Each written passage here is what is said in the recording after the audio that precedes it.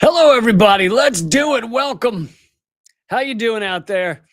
I will be covering the fact that Israel's the largest funder of the IDF just bought CBS, Paramount, and Colbert. I'm sure that won't change CBS's coverage at all. I'm sure it'll be exactly the same.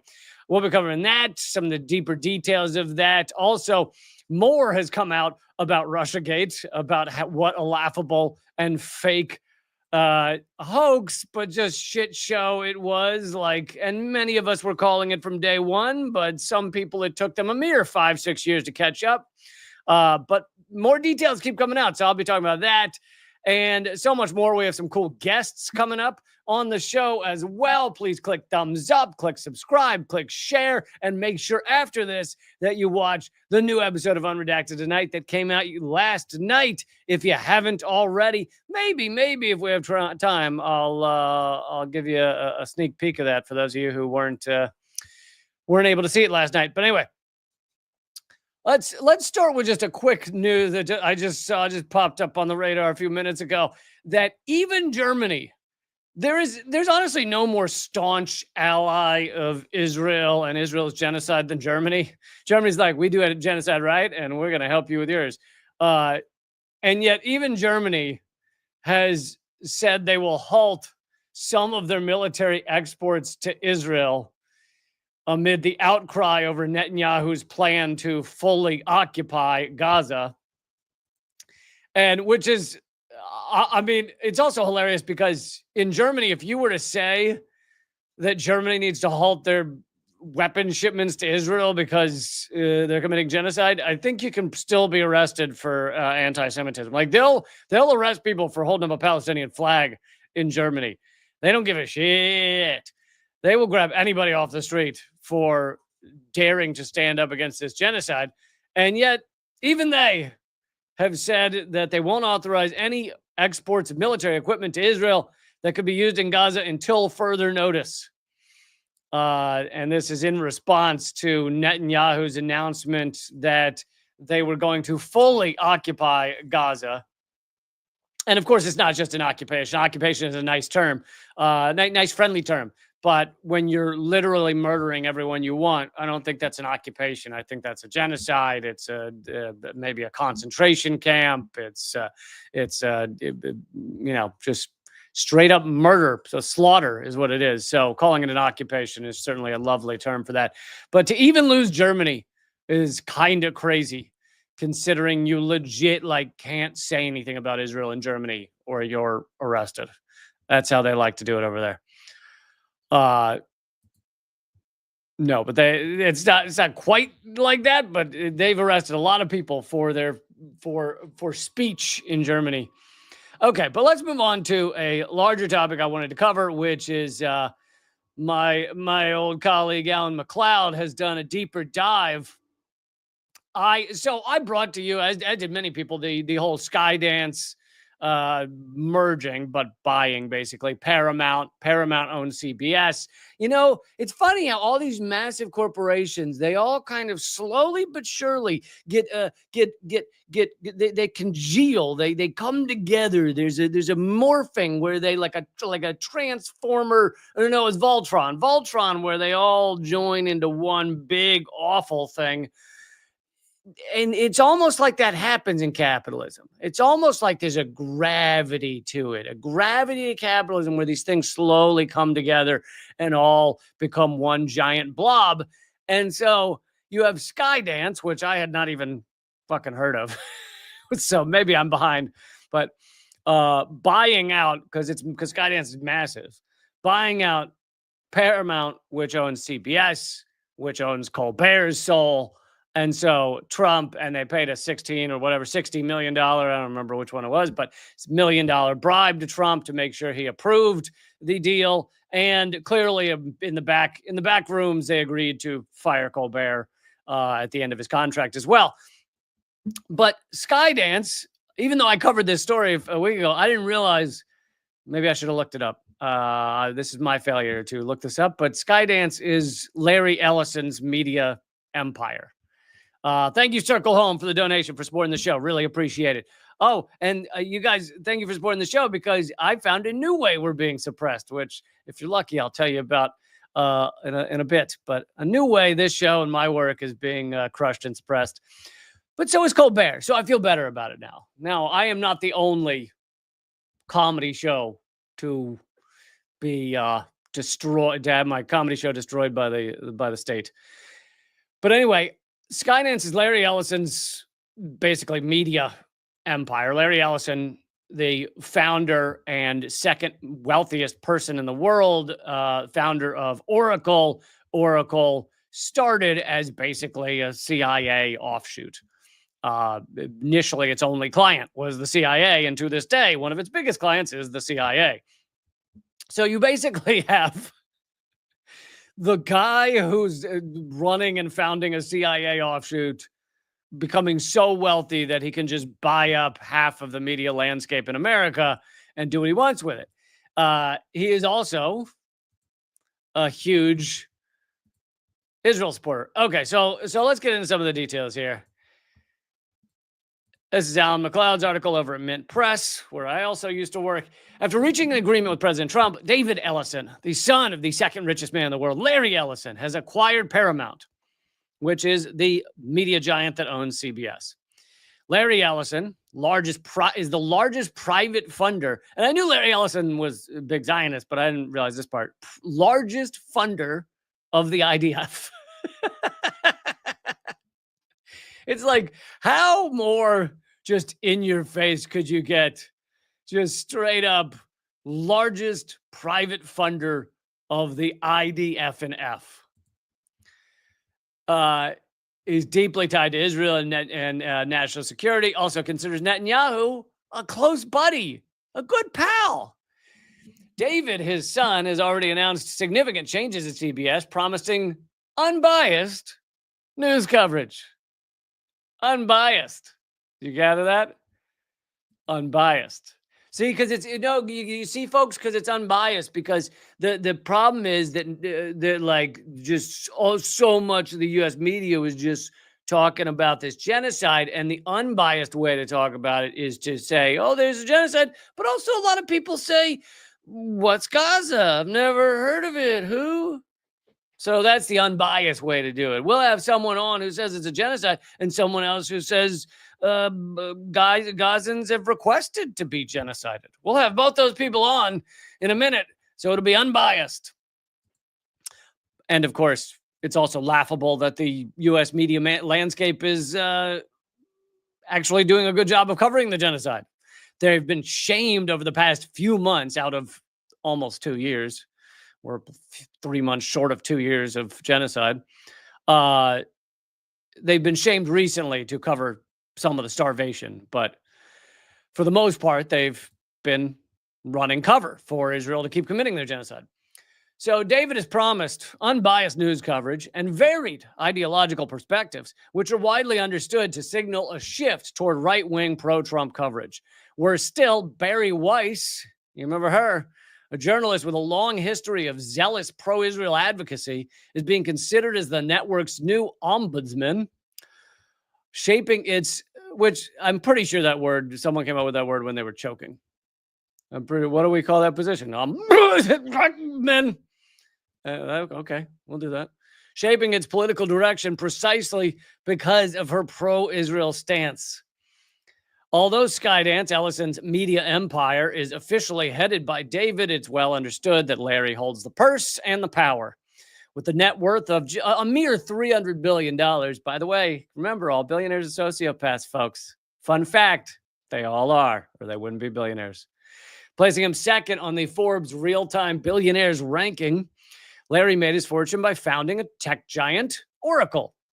Oracle started as a project for, I haven't heard of this group, but the Central Intelligence Agency. I'm not sure what they do. I think they do testing like SATs and stuff, right? The intelligence agency. Sorry. They're also called the CIA. Indeed, Oracle is named after Project Oracle, a 1970s CIA operation on which Ellison worked. So he was a CIA He actually was. I missed that part. He was actually working for the CIA before he founded this company. The CIA was Oracle's only customer when it started until it began, which is like the definition of an offshoot, CIA offshoot. We're going to create a company to do CIA stuff because we want it to be in the private sector so we can have deniability. So we'll say, oh, this is not us, it's Oracle. So it was their only customer at first. Until it began to win contracts with other agencies in the U.S. national security state. Today, although Oracle's customer base is much wider, it maintains its role as the privatized face of the CIA. It's perhaps even more intimately tied to the state of Israel. An avowed Zionist, Ellison has worked tirelessly to advance Israel's political project. Among his closest personal friends is Netanyahu. They vacation together on a private island in Hawaii. I'm sure it's nothing like the Epstein Island. I'm sure it's totally different than the Epstein Island, this private island that Larry Ellison owns and brings Netanyahu to. Ellison was so impressed and confident in the Israeli prime minister that he offered him a seat on his company's board with a salary of almost $500,000 a year to just sit on the board, right? I'm sure he brought so much value to that board. While Oracle has signed multiple lucrative contracts with the Israeli national security state, Ellison himself has personally bankrolled the IDF, giving tens of millions of dollars to friends of the IDF. That's the name of the organization. Friends of the IDF. Friends, it's like Friends of the Nazis. You remember that great organization, Friends of the Nazis? Oh, so it was wonderful. They were just friendly with the Nazis. An organization that purchases equipment for the Israeli military. This included a $16.6 million pledge, the largest single donation the group received, to build a new training facility for the soldiers defending what he called our home. He said, "In my mind, there's no greater honor than supporting some of the bravest people in the world committing a genocide in our name." Sorry, I added that.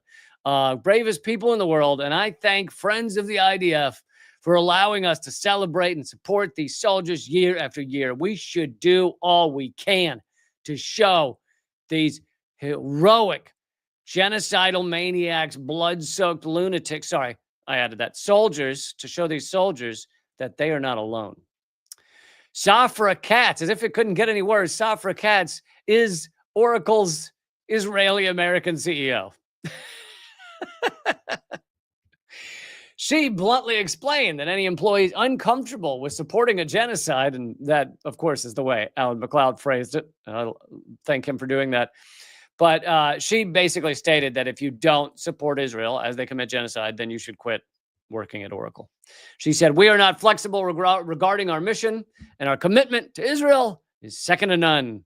This is a free world, and I love my employees. And if they don't agree with our mission to commit genocide and murder children," so I added that part, mission to support the state of Israel, then maybe we aren't the right company for them. Larry and I are publicly committed to Israel and devote personal time to the country. And no one should be surprised by that.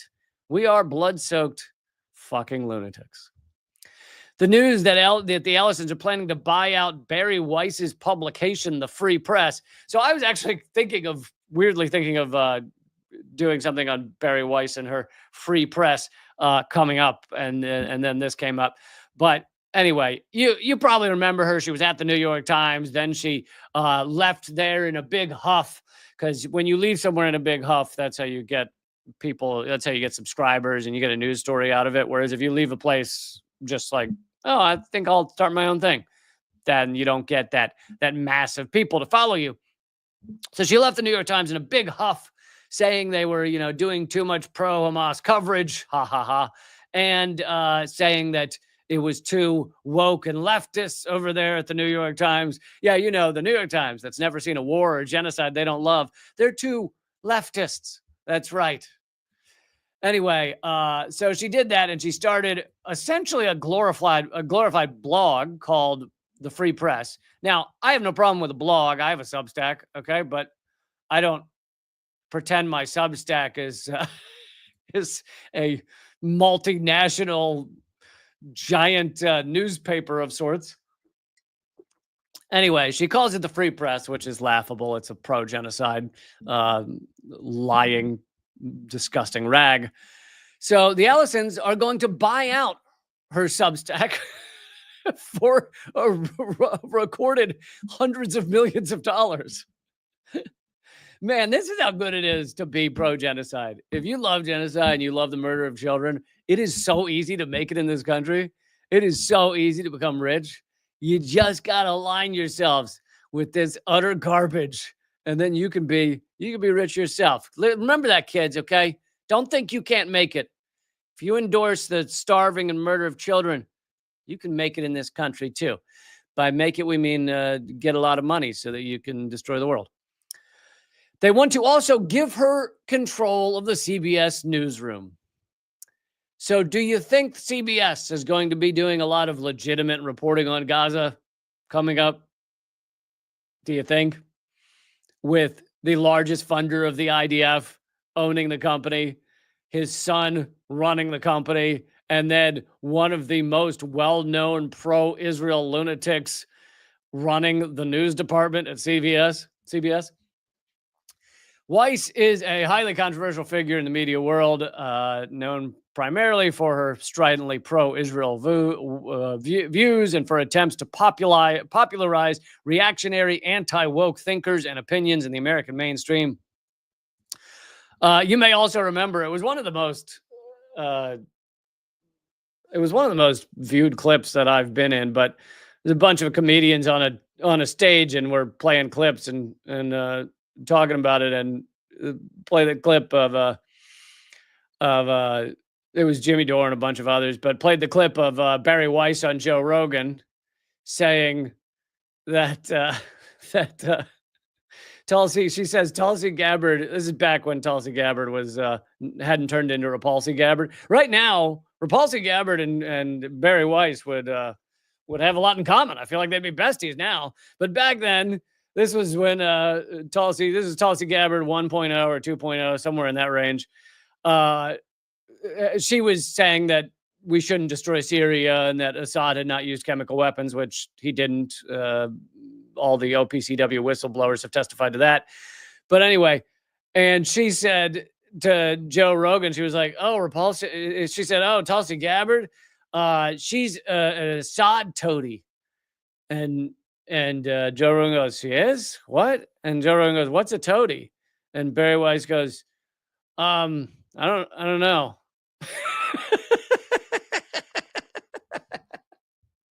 Like legit calls Tulsi Gabbard a toady, but then neither of them know what the word means. Anyway, she and Repulsi would get along real well right now. I feel like now that Repulsi's done a 180, they would be besties. Anyway, Alan McLeod also mentions that TikTok, the social media giant, has recently hired former IDF soldier and Israel lobbyist Erica Mindell to oversee its online hate speech policy, with particular regard to anti-Semitism.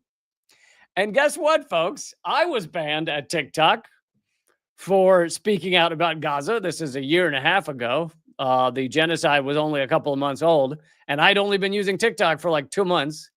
And some of my videos that talking about Gaza, calling it a genocide, were getting 100,000 views over on TikTok. And they banned me without warning, a reason, right to appeal. It didn't say you could appeal. It didn't tell me why. Just can't log in. And guess what? Okay, since I've mentioned the segue here, I'll tell you real quick. The latest censorship against me is, for those of you regular viewers, you might recall, like 2 months ago, I started a brand new YouTube page. It's youtube.com/ unredacted tonight, but there's like the number 2 for tonight or something like that. Doesn't matter anymore, and I'll tell you why. So I started this new YouTube page because I wanted to see if it's possible that I'm under a suppression on my current page, my main page.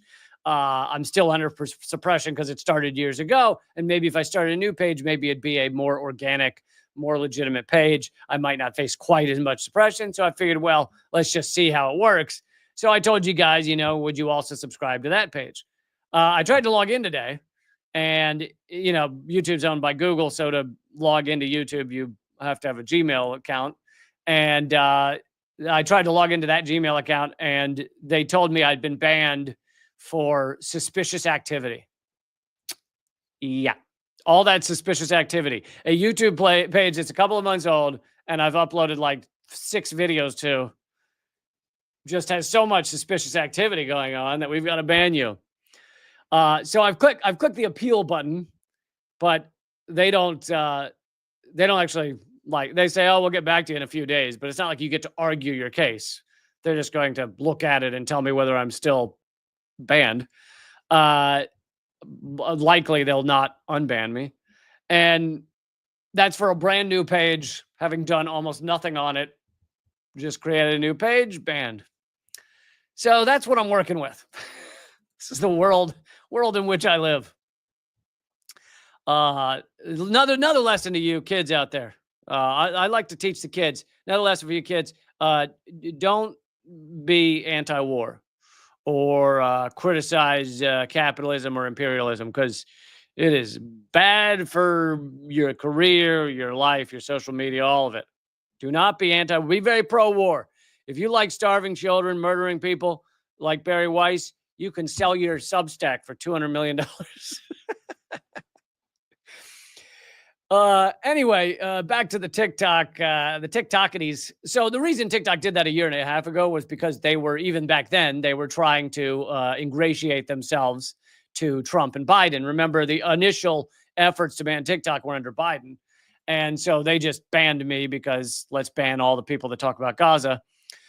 So anyway, as Alan McLeod says, these moves appear to be attempts to placate the Trump administration, which banned TikTok in no small part due to the effect viral videos of Israeli war crimes were having on public support for Palestine. Trump himself tried to force through a sale of TikTok to an American buyer. His close friend, Larry Ellison, was his preferred candidate. He said, I'd like Larry to buy it. So Larry's giant media empire has not yet bought TikTok, but I could see it happening. I think it's just because Larry doesn't want to spend, $2 billion or $4 billion or whatever TikTok's worth. He'd rather spend, a few $100 million or whatever to buy Barry Weiss, to buy her soul. But she gave her soul to murdering children long ago. Let's see. Is there anything else? Oh, in October 2023, Weiss also. Oh yeah, I forgot to mention this. So I'm glad Alan brought it up. In October 2023, Weiss singled out a joke from a Gazan writer and educator named Rafat Alarir. He made in a response to the debunked claim that Palestinian militants had burned Israeli baby alive on the October 7th attacks. It didn't happen, by the way, folks. I think most of you know that all that stuff's been debunked.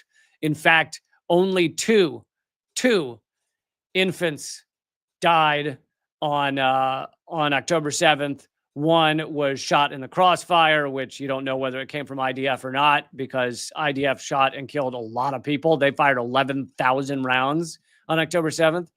So it might have been IDF killed, but that infant was under 1 year old.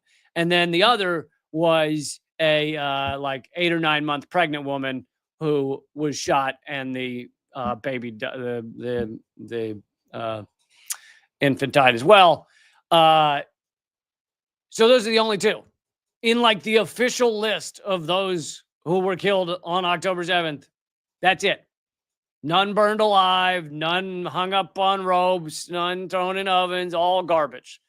So anyway, this Palestinian made a joke about it. Barry Weiss then goes at him on Twitter, basically doxes him, says hey, minions, go after this guy because he's a sick fuck who makes fun of dead babies. Alarir was subject to a torrent of abuse and stated that Weiss's words had put a target on his back. And he said, quote, if I get killed by Israeli bombs or my family is harmed, I blame Barry Weiss. 1 month later, he was assassinated by an Israeli airstrike. So there you go. Barry Weiss directly responsible for Israel assassinating an educator and poet. And I think if her resume just said that, then I'm yeah, that's enough. to run CBS. Like, if you personally murder a Palestinian, then I'd say that's the whole right. Like, you don't even need to put anything else. Like, you got enough on there to run CBS. Pretty awesome. Pretty awesome she did that. Okay. Oh, let's see. The guests are coming on in just a minute. I'm hesitant to start this next story. Oh, I know. I'll do this story before that. And by the way, everybody, before I even get to that story, please click thumbs up, leave a comment. You'll notice I'm now putting all the comments up. I'm pointing the wrong direction. Here, we'll do that. I'm putting all the comments up on the screen now because I now have this ability. So if you come over here and watch live and throw stuff into the chat, it will be up on the screen for everyone to see for generations. Generations. Because, 1,000 of you or so might watch this live, but, often 10 or 20,000 will watch it later. So your comments will be up there for all of them, for everyone to see, unless you're an ass. And then we're going to have to, block you or pull the comments down or whatever what have you. But okay. Also, Unredacted tonight. Go to leecamp.com/unredacted. It'll take you straight to the playlist. You can watch the new episode. You can watch all the other episodes. leecamp.com/unredacted. And finally, I've joined Means TV. Means TV is a anti-capitalist, worker-owned, ad-free streaming network. No ads, no censorship, no algorithm. Go watch Unredacted stuff over there, Unredacted Night over there. And when you join up, use promo code Lee, and you will get 20% off. Promo code Lee. And it's the only worker-owned anti-capitalist streaming service that I know of, that I think exists. So that might be it. If you support that stuff, hopefully you'll support them, which it doesn't. When you sign up and you use promo code Lee, it supports my show, yes, but it also supports all the other creators there, like Abby Martin, Richard Wolf, Second Thought, all these other great creators that are over at Means TV. Sam Sachs, I'm going to interview him in a few days. Anyway, so why not? Why not? And after the 20% off, I think it's like it's either $8 or $7 a month. So, okay, I just thought this is just fun. This is just fun. Gallup did a poll of Americans, and they listed 14. They call them newsmakers, but basically 14 famous folks, people whose names you'd know, and they rated them for most favorable, least favorable, and they gave you their net favorability. And it's a pretty good snapshot of Americans because they make sure to get different ages, different races, all those things, different political parties. So it's not just, hey, we asked 10 folks that live in Fort Lauderdale. And anyway, of the 14, top favorability goes to Pope Leo, which I don't know if that's really fair in this competition. He's been in the office for like a week. It doesn't, like, you got to wait and see. His organization he's the head of, I'm not a big fan of, but I don't know how much you can say about Pope Leo yet. Anyway, bottom of the list with a negative 28%, negative 28 favorability is Elon Musk. And that represents a spectacular cave. Like, he has gone down epically just in the past 6 months. He has 61% of those asked say they view him unfavorably. But this also tells you something about Americans and how indoctrinated and misled and propagandized they are. Number 2 for the favorable is Zelensky with a 52% favorability. Bernie Sanders at 49%, but net favorability is 11. Zelensky's net favorable is 18. Macron is a -1, AOC -4 favorability, RFK -5, Joe Biden -11, JD Vance -11, Gavin Newsom -11, Pete Hegseth -12, Donald Trump -16, Rubio -16, and Netanyahu -23, and then Elon Musk setting a record with -28. But you'll also notice that, sadly, a lot of Americans are not very informed about some of this stuff. And so the no opinion numbers for some of these people are pretty high. Macron, AOC, Gavin Newsom, and Pete Hegseth all have very high no opinion, which I think means either they don't know who it is or they legit have no opinion, which you kind of got to know zero about someone to have no opinion. It's a Kelly in the comments is asking where I'm getting these numbers. It is a Gallup poll that just came out, and it's pretty spectacular how much Elon Musk's likability has cratered since he became a neo-fascist Trump lord or whatever he is. Okay, I want to move on to our guest, which I'm really excited to have here on the show.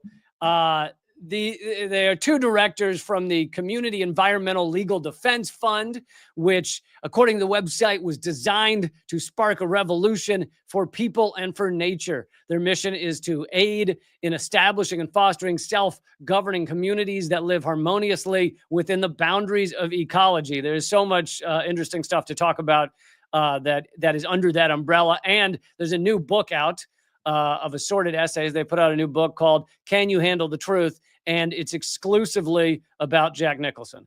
It's just him and his excellent lines that he said in various movies. I'm kidding, of course. Nothing, as far as I know, nothing to do with Jack Nicholson. But let's see. I have all my questions here. And anyway, please welcome Kai Huschke and Tish Odell. And it looks like we lost Tish for a second, but I'm assuming Tish will be back soon. Hi, Kai. She's somewhere. Hello. Thanks for having us. Yeah. I don't think our work's ever been compared to professional golf legends before. So thanks for that. Oh, did I say Nicholson? Yeah. Nicholas. Yeah. Wait. No, Jack. Either one. No. Jack Nicholson. Yeah. Oh, okay. I got it right. Yeah. In the movie. You Can't Handle the Truth, right? You Can't Handle the Truth. I assume you've got to have his face on the cover of the book. There it is. That would have been good. Oh, let's see. Oh, there you are. Okay, that is very weird, Tish. I saw you, and then for some reason the screen decided to put you in some other area. So I apologize. That wouldn't be the first time I've been put in another room. Thank you so much for being here.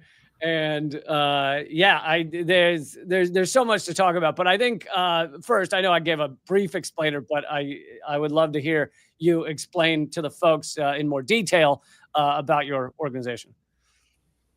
Yeah, I mean, just simply put, we've been a group that's been trying to push for actual democracy, believe it or not. Part of it. Largely working with frontline communities who've been dumping zones, sacrifice zones for corporate America on all kinds of fronts. And then contained within that, of course, is humans' disbelief that they are nature and therefore can just sort of command it, dominate it, destroy it, and somehow there's no consequences. So we've been actually working with communities who understand that they are part of the natural world and sort of pushing not just the legal reality to shift that, but of course the cultural and practical and other aspects of what it means to be a species on this planet. We've been at it for about 30 years of trying to contend with all the very things that you talk about, Lee, and all your shows, just the confrontation with truth and myth and how we deal with it. Yeah, I love that you bring that up because the fact that we humans are the environment, like are a piece of the environment. If we actually take that in and actually understand that, it changes. Like all of our policies need to change because we don't behave as if we're part of nature. No, that's like a huge problem for people, and it's the first truth they need to reckon with, right? Before they can actually protect it, because it's different when you start saying, we're going to regulate how much poison goes into Lake Erie, for example, right? But we all drink the water. And so once you understand that you're also regulating now the poison into yourself and your kids. Yeah. And when we have a system that is profit over all else, there's so little consideration for how much we need a forest instead of how much can we make from cutting down that forest. Mm-hmm. Yeah, I think the interesting thing about our work from you talk a lot about politics on your shows and your commentary and such, this is happening in rural places, which are largely on the political spectrum conservative, right? And so these are the communities that are leading the charge really in what's called rights of nature. So it's not coming out of, hippy dippy Berkeley or, cool and hip Boulder, Colorado, or, those places are nice and fine, but this is coming out of real places, small town America. And so it's people understanding that, yeah, we've been screwed over in every which way you can imagine. And if we don't change the dynamic of how we interact with one another in the natural world, then we know what's going to happen. Yeah, my partner, Eleanor Goldfield, put out an amazing film, Hard Road of Hope, that was all about the devastation of mining in West Virginia. And most of the people interviewed on it are, West Virginians who are probably right-wingers, maybe even Trump voters. And if you talk to them about Trump, they're going to say they like Trump. But you talk to them about the environment, they very much understand that the environmental destruction is not okay. And, if you talk to them about that issue, they get it. Well, yeah, it's one of the first things, and it's how I got involved in the work, because you don't realize until you try to stop something in your own community and how the system shuts you down and doesn't let you protect your community, that's when you start understanding the reality of the situation we're living in. Yeah, we the people, but then when we the people try to stop something that's harmful, you realize, the corporate rights supersede the people's rights. Yeah, and there's so many great examples of this. You look at the fight over the Dakota pipeline. You look at Stephen Donziger and winning that amazing lawsuit against Chevron, and then they lock him up in his own apartment for 2 to 3 years, basically for winning that lawsuit against them. It's amazing how much power these corporations have. Mm-hmm. I want to ask about some of the essays in the book. Unfortunately, I haven't gotten to read it yet, but I know some of what's in it. But one of the essays is confronting the American nightmare of stuff, and talking about our addiction to stuff. And I'm a little offended because I like stuff. What's wrong with stuff? We all love stuff, don't we? Yeah, I mean, I ended up writing that piece, was kind of riffing off of Carlin's whole bit on stuff. If you haven't seen that, it's absolutely genius. Classic. I mean, the guy's full of genius.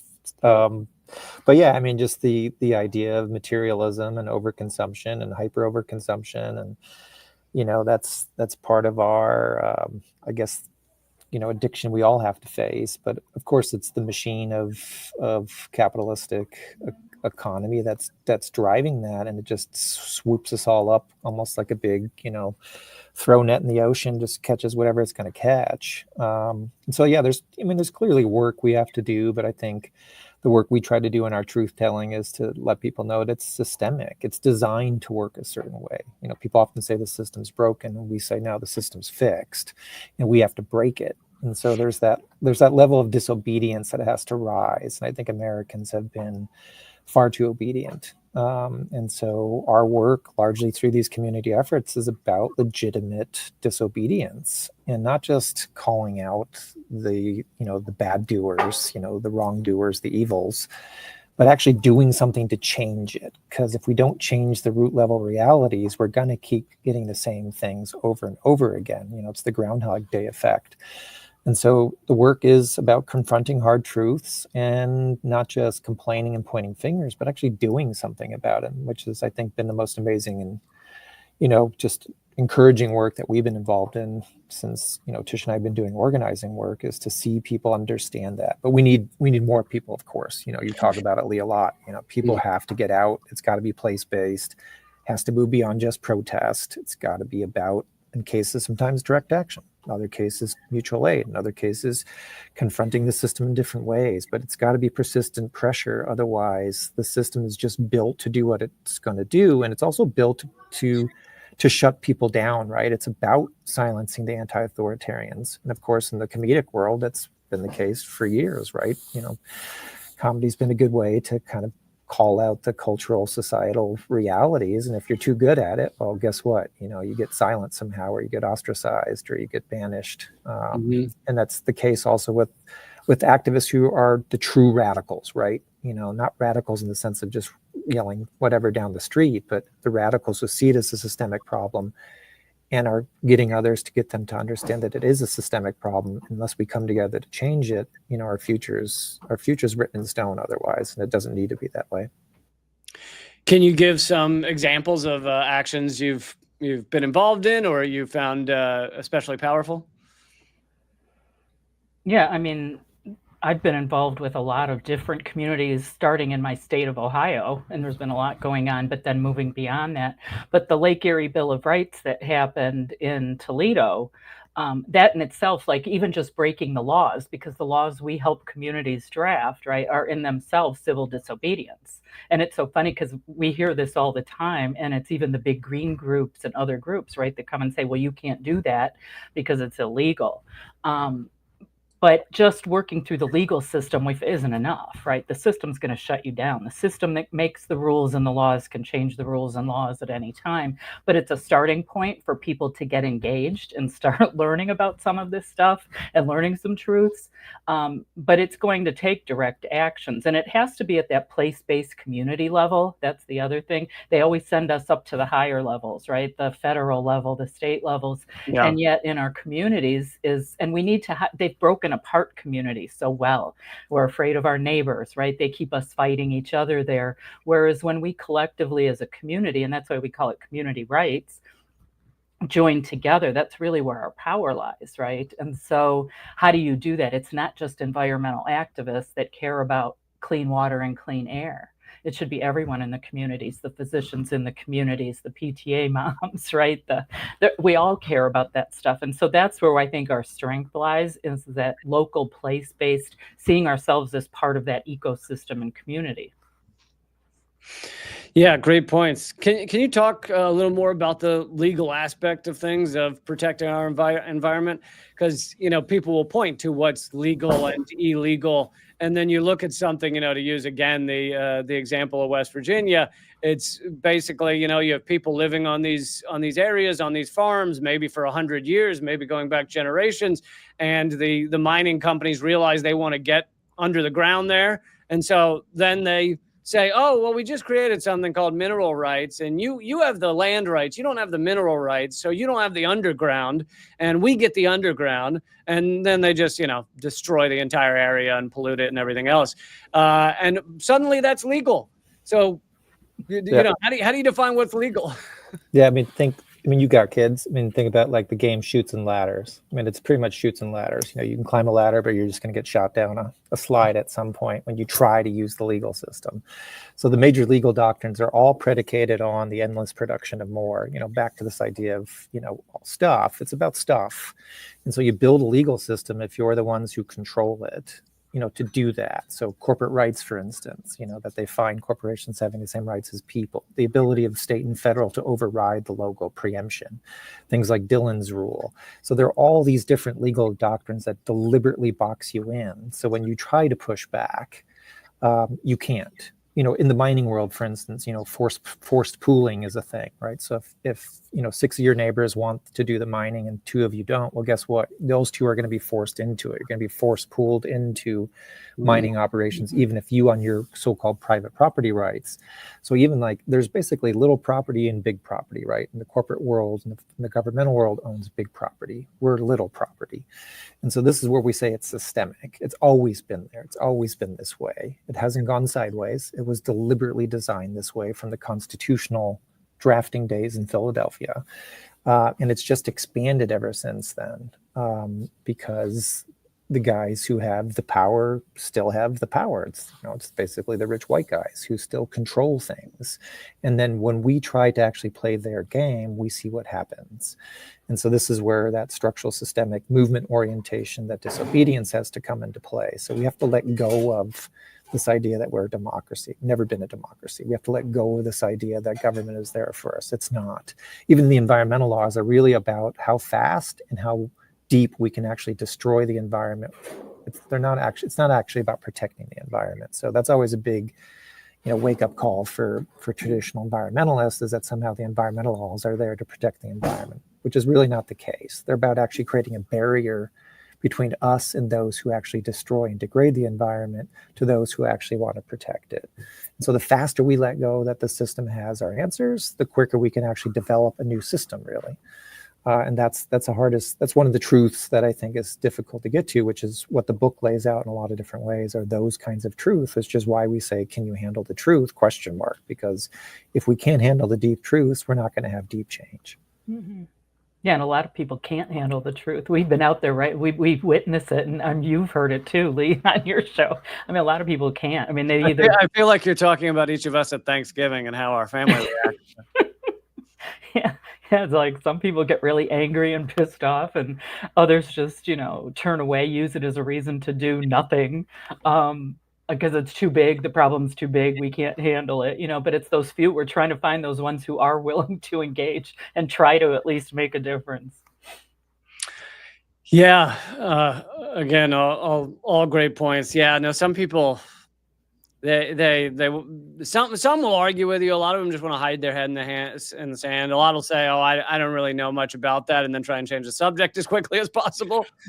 So I see a lot of that. One of my other favorite examples of what counts as legal is was it South Carolina or North Carolina? Might have been North Carolina, where it's some of the biggest pig farms in the nation. And where they have this torture farming, and I forget what the euphemistic term for it is, but I call them pig shit lagoons. They have these giant pig shit lagoons, and that you can only fit so much into those things. So then their strategy was to take it and start pumping it into the air, giant, basically air cannons that just spray pig shit into the air to get rid of it, and then North Carolina was about to, vote on something that would make it illegal or at least decrease it or something. And anyway, there was a bunch of scrambling among the lawmakers to make sure this practice could continue, and that the towns where they have the biggest pig farms all literally are just laminated in pig shit because it wafts over and lands on everyone else's houses. And so literally you can make it legal to shit on everyone's community. Yeah, because everything is commerce, right? As long as you can commercialize it and monetize it, and that's the case across the board, right? Doesn't matter what industry it is. I mean, that's where our organization got our start, was with factory farm stuff. Oh yeah. And we found places that had banned factory farm at the state level in support of family farming, right? Some more kind of traditional ideas of farming, but of course, one by one, those all got picked off by corporate interests saying, well, you're interfering with commerce. And guess what? Commerce is a congressional power, not a state level power. And so they started wiping out all these state laws because people did want a different kind of agricultural reality. But again, it doesn't matter what industry you pick any one, it's all going to operate the same. This is again why it's systemic, because people love to speak about their issues, right? Well, my issue is this, so my issue is that. Well, guess what? They're all linked to the same thing. And guess what? You have no power. So how do you want to change that? Well, you got to confront the realities of how the system works. And then you got to advocate for something different. And that's hard. That's movement work, right? That's revolutionary kind of work. And that's something that we have to relearn if we want things to change. Otherwise, we are just going to be arguing with each other at the Thanksgiving table. And if that's okay, well, then that's okay. But I don't think that's what a lot of people want. They want something different. Yeah. What factory farming issue led to the creation of CELDF?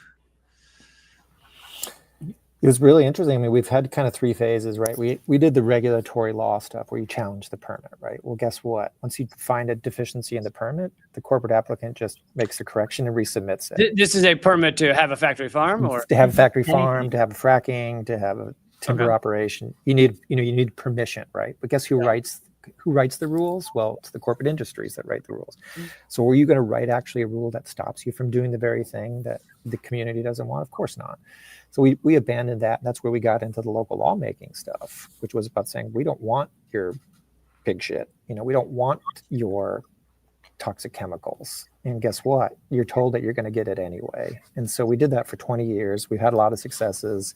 It sparked the rights of nature movement globally. And so there's some good that's come out of it, but the structure still is the structure.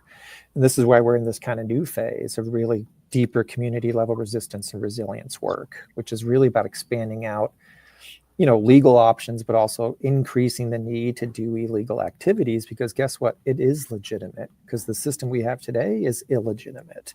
And the faster we actually understand that, the faster actually we can get change. And guess what? The system only exists if we actually give it the energy, right? We breathe oxygen into the system because we still think to some levels it's legitimate. You turn your back on that, guess what? The system struggles because it doesn't have that vanity of us complimenting it in some ways, or even abusing it, because we still want to acknowledge somehow that it's legitimate. The faster we get away from that, the faster the system, of course, is going to want to punish you, but the faster it actually is going to die off. And that's a hard thing for people to reckon with, but that's how we actually get transformative change. Yeah, they've made us so dependent on this system, right? That's why it's so difficult to disengage from it. But that's why at the local level, like we have here a group that's, doing bioregioning, the Great Southern Shore of Lake Erie bioregion, it's called, and so this idea of how do we become more independent and more dependent on the people in our community for things we need. I mean, think about all, Cleveland, Ohio has a ton of 3 big medical facilities. So we have a lot of doctors and healthcare. Why we can't come up with a system to provide healthcare to this local community without the big corporate entities, right? Education. I mean, local type schools again. Why do we have to rely on this federal system of education? And so coming up with this, we knew how to do it at one time, right? But little by little, with money, they got us all hooked on this system, and we feel like we can't disengage. And so I think it's figuring that out again. How can we provide all these services in a place-based community? And then we make them irrelevant when we build these alternative systems. Yeah, I love that. And sometimes something that is done on kind of a local level then can start to spread across the country rather quickly, which forces the hand of the larger structures. If you look at the medical jubilee, or cities using city funds to buy, the example of where I did it, some was RIP medical debt, where they can buy up the medical debt for pennies on the dollar and erase it. So you donate $1 and you delete $100 of medical debt. And, a city could use a tiny amount of money relatively and delete, erase millions of dollars of medical debt. And I think Chicago did some of this, and it's been spreading. Other cities are talking about it. So. Yeah, we talk about mutual aid, and we always look at a community when there's a disaster, right? A hurricane, whatever, how quickly the community will come together. Well, it's why can't we act like that without a disaster first? I know. I know. I always think that. I'm like, this is the best of humanity. I even thought that, ignore all the political ramifications and everything. But right after 9/11, there was a week where it was everyone just cared about each other. It's like, why can't we just do that? Why can't that be the thing? Are you coming up with the 4th version of the Hot Tub Time Machine script or screenplay there? I feel like that might be the case. So that sounds good. Well, I don't want to use up all your time. Is there anything I haven't asked that you really want to get to? I mean, I think, it's, again, people have to do their own work, but as Tatish's point, a lot of it is about trying to do collective work and doing it in a manner that realizes the rules you've been playing under aren't your rules. They're for somebody else. And really it's the corporate elite, the power elite, and the quicker we can accept that, the faster we can get to that, community coming together like we do in those disaster moments. And that doesn't have to be in those disaster moments. It could be potentially all the time, but it also means that new relationship, or that reimagining or discovering that relationship to the ecosystems that sustain life, right? We don't live, breathe, and eat without it. And so our work is about trying to get people there, not just in the recognition, but it's the action orientation, so the books we put out, the organizing work we do, the talks we give, all of that stuff are all about braiding that together to show that, one, it's possible, and with the possibility, to your point, Lee, you build probability, right? The probability rises if more places start to engage in this way, and that's how movements work, and that's what we're saying. We need a movement. Yeah, and we're here to help consult and educate. I mean, we have 30 years of experience, right? So we want to share that with people. Some things worked, some didn't, so it's help guide them. And it's funny because a lot of people, it's not about blame, right? None of us could pick this time or place and culture that we're born into, right? But we're all here collectively. And so we all need to figure out together how to create something new and different. It's funny to me always how people can't think creatively anymore. And I think AI is going to make that even worse, right? They can't envision something else. It's well, it's been like this for so long. Well, yeah. I know. I used to think it was a joke. Speaking of not envisioning, I used to think it was a joke, but no, legitimately, people can envision the end of the world far easier than the end of capitalism. Yeah. People will No, tell you how easy it is exactly. for us all to be wiped out. No one seems to be able to envision the end of capitalism. No. Well, let's make that movie. Yeah. Then they could envision it. Yeah, no, I hear you, and I feel like I'm, I feel helpless as well. I mean, maybe it's the genocide that lights a fire under this feeling, but you feel like I'm doing everything I can in a certain sense, and at the same time, I've been going to protests for 20 years, and I now largely view them as parades. Not that they can't have an impact of making of like awareness, but if they're not interrupting business, then it's just a celebration of your idea, I guess. I don't know. Yeah, we just put out a piece exactly about that, which is it might open up the capability and this sort of confidence for people to do things, but we have to take it so much further. Yeah. Because guess what? You're just trying to chastise those who created the untenable situation in the first place. They don't give a shit. And so I know. How often does Trump look out his window and go, "Oh, I got to change what I'm doing"? Look at all the people. I mean, think about free speech zones. Well, they're just cages for people to talk to one another. They don't care. When people go to protests, on Capitol steps, when the legislator's not even in session, you go like, "What are you doing?" And so, yeah, or Cory Booker's filibuster against nothing. Yeah. Right. So like, what if we turned to one another and started engaging with one another? Well, guess what? That's what they don't want. Exactly. It's like 100% what they don't want. And they want us to say fracture. They want us to just yell in the wind. They want us to point fingers. You can call them anything they want. As long as they have power, they don't care.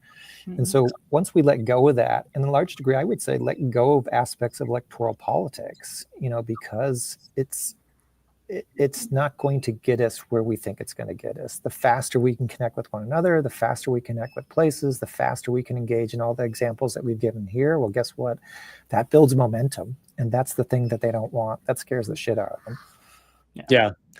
I often say that people should devote, 1%, maximum 5% of their time and mental energy and bandwidth thinking about elections.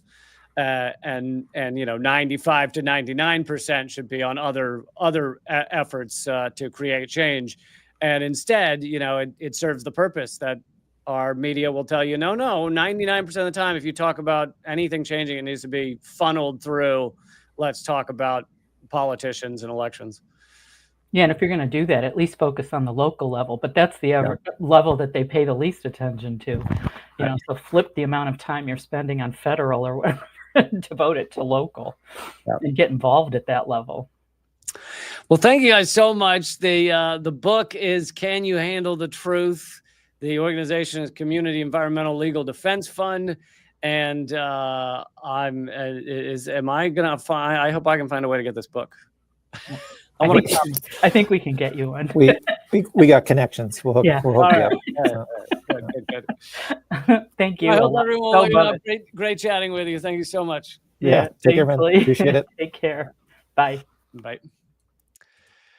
Well, there it is, folks. I hope you enjoyed that interview. I love that interview. They're doing such important work, and I'm sure the book is excellent. Unless the book has nothing to do with everything we just talked about, otherwise, it's excellent. I am not going to have time to get to that last topic. I was going to get to more on Russiagate falling apart, but I will save that for Monday. It is a really fascinating information and article by Ray McGovern, who I've interviewed a few times, and he does great stuff. Ex-CIA, who's now anti-CIA. And anyway, I'll bring that to you Monday. But more importantly, I hope you will go check out Unredacted Tonight. The new episode just came out. It is over at, if you can go to the whole playlist by going to leecamp.com/unredacted. leecamp.com/unredacted will take you straight there. Go watch it right now. It's the best half hour of your life. It's going to be amazing. Not about of your life, but of your day, I bet. leecamp.com/unredacted. Or you can just go to YouTube, do a search for Unredacted Tonight, episode 20. And I would love for you to support this show in one of the many ways. Either go to Means TV and use promo code Lee when you sign up there, or become a member of the community at leecamp.net, which is my locals page. And you can watch the live streams with the other awesome locals people. They're all amazing human beings. It's a lot of fun. Leecamp.net will take you straight there, and you can scroll down to become a subscriber. All right. Keep fighting.